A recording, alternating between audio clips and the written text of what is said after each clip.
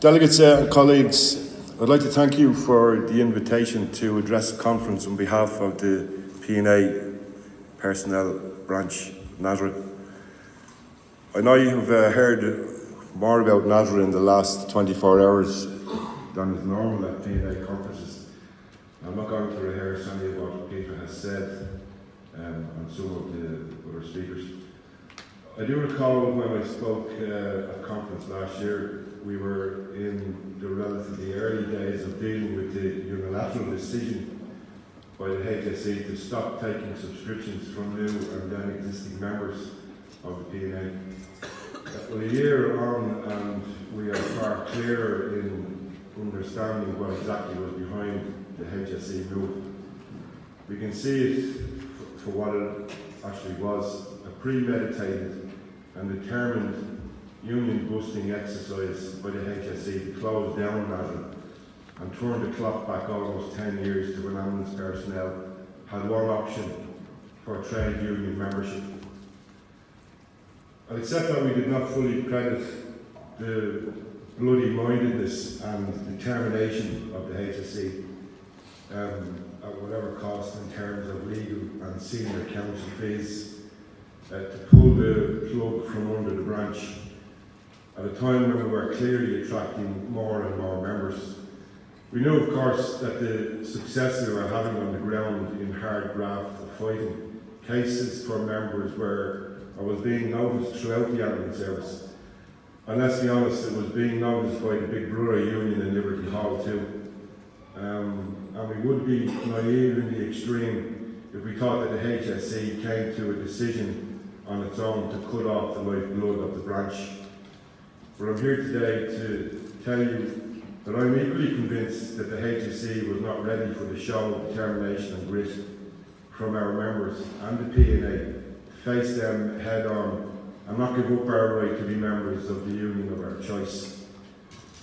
As union activists, you will know what is involved in planning and executing 6 national days of strike, 2 of them running concurrently. Well, we have done that since January. In addition, we have lobbied politicians inside and outside of the Dáil and mounted a successful protest outside Nasra House. We have also kept up our media campaign to a point that I don't think that there is anyone in the country who hasn't heard of the PNA ambulance branch at some stage in the past year. But it hasn't been enough.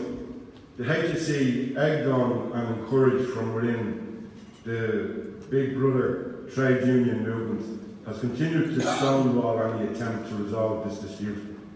They hope it will go away, but we're not going away. In the same way that the workers who took to the streets back in 1913 to fight for their basic rights of trade unions did not go away.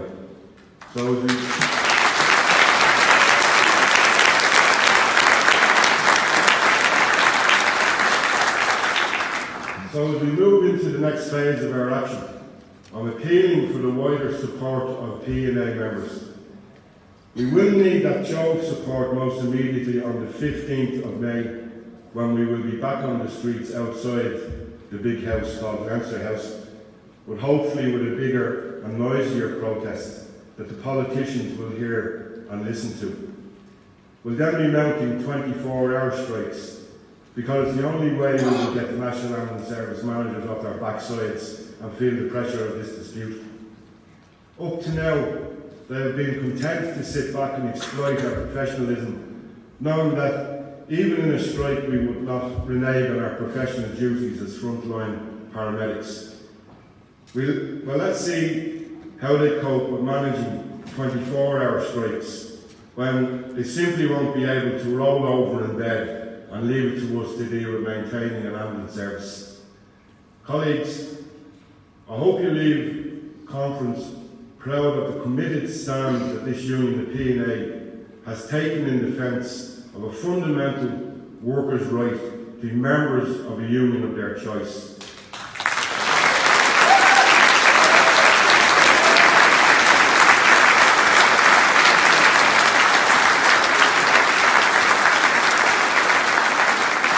I can assure you I certainly am, particularly when the silence of other trade unions in this country in support of our dispute is deafening and quite bizarre. Will I ask you to leave here today with one thought in your mind?